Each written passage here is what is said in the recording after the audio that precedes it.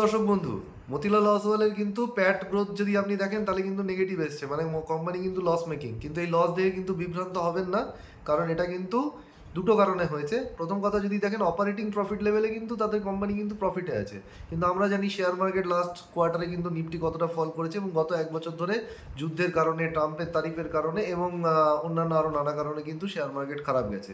তো সুতরাং এটা কিন্তু খুবই বেশি চিন্তার বিষয় নয়।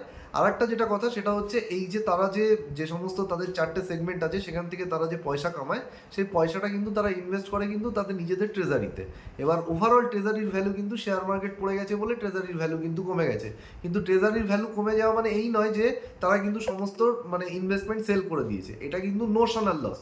সুতরাং এই লসটা কিন্তু আবার যখন মার্কেট মানে ঠিক ভালো পারফরমেন্স করবে, লসটা কিন্তু আবার দেখবেন প্রফিটে চলে যাবে, এবং তখন দেখবেন ওভারঅল কোম্পানির প্রফিট ঠিকঠাক হয়ে গেছে। তো সুতরাং কোম্পানির কিন্তু মানে শর্ট টার্মে কিন্তু কিছু প্রবলেম আছে, কিন্তু লং টার্মে যদি দেখেন তাহলে কিন্তু পারফরমেন্স ঠিকঠাক আছে। এইরকম সমস্ত তথ্য পেতে আমাদের চ্যানেলের সঙ্গে জুড়ে থাকুন।